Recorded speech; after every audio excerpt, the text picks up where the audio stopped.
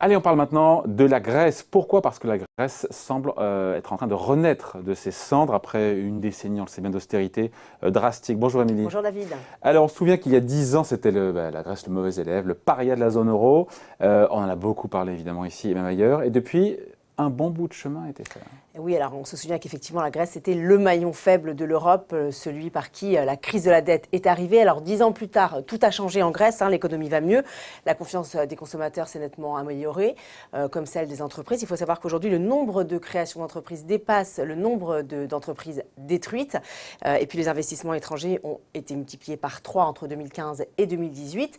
Côté politique, vous avez les législatives qui ont porté au pouvoir le parti conservateur de Kyriakos Mitsotakis, un gouvernement qui est favorable aux baisses d'impôts et autres mesures pro-business, qui n'a pas manqué évidemment de faire plaisir au marché. Oui, justement, les marchés, on en parle, Émilie. On assiste pour le coup à un incroyable, spectaculaire rebond de la bourse d'Athènes.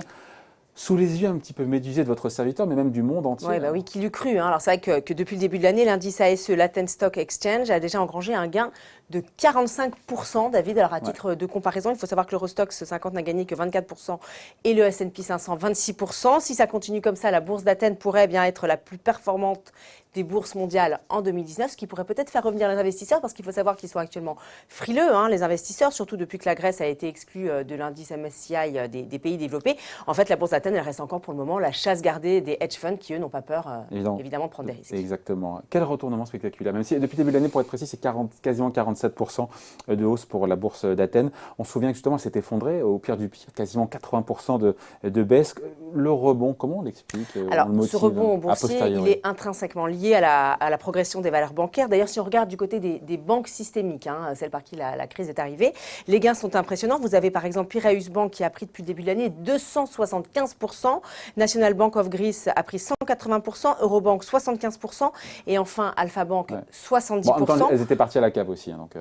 En tout cas, ces performances devraient se poursuivre en 2020, à condition bien sûr que le gouvernement poursuive ses réformes et puis que les banques continuent de réduire leur stock de créances douteuses. Ce qui est intéressant, c'est qu'il n'y a pas que les marchés actions, pour le coup, qui sont euphoriques. Le marché obligataire grec, lui aussi, il est en plein boom. Et oui, on parle même de retour en grâce de la dette grecque, à tel point que les analyses couvrent à nouveau les banques locales. C'est le cas par exemple de Bank of America depuis début octobre. Et puis il y a un événement, David, qui symbolise vraiment ce retour en grâce de la Grèce. C'est le remboursement anticipé en début de semaine de 2,7 milliards d'euros prêtés à l'époque par le FMI pour éviter le naufrage.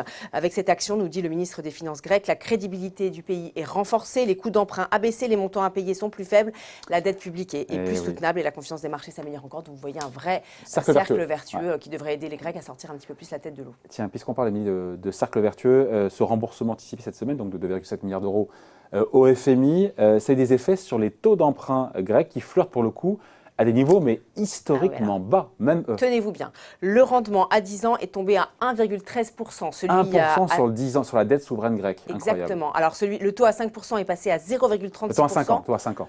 Exactement, soit le niveau en dessous de l'Italie et encore mieux, David, puisqu'avec des taux négatifs, maintenant la Grèce gagne désormais de l'argent en empruntant. Bien sûr, sur des maturités très courtes. Oui, par exemple, en octobre, elle a émis des titres à 3 mois à moins 0,02%.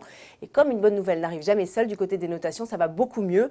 Des agences comme Scope Ratings, S&P Global Ratings ou Morningstar viennent de relever leurs notes avec des progressions positives, des perspectives positives. Ouais, tout ça c'est bien beau, Émilie, notamment pour l'aspect actions et obligations. Mais est-ce que la Grèce est vraiment pour le coup sortie d'affaires ou c'est un peu trop tôt pour le... Évidemment, il y a encore des points à améliorer. Sa note reste encore en catégorie spéculative.